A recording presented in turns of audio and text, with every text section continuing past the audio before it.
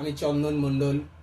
আমি বিশ্বকবি রবীন্দ্রনাথ ঠাকুরের লেখা কবিতা ধুলামন্দির কবিতাটি আমি আপনাদের সামনে আবৃত্তি করে শোনাচ্ছি।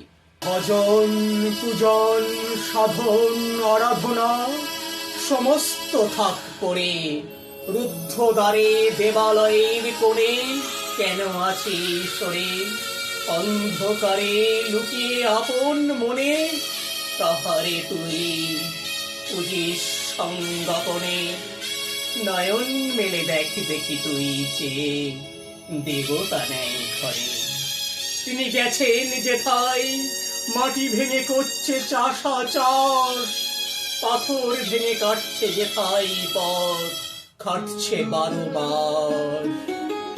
রৌদ্রে জলে আছে সবার সাথে, ধুলা তাহার লেগেছে 2 হাতে।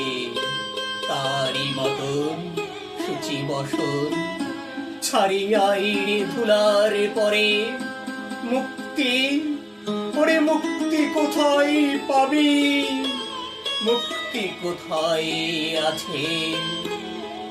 আপনি প্রভু সৃষ্টি বাঁধন পরে, বাঁধা সবার কাছে।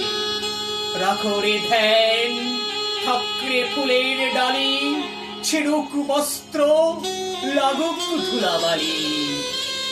কর্মযোগে তারি সাথে এক হয়ে ধর্ম করুক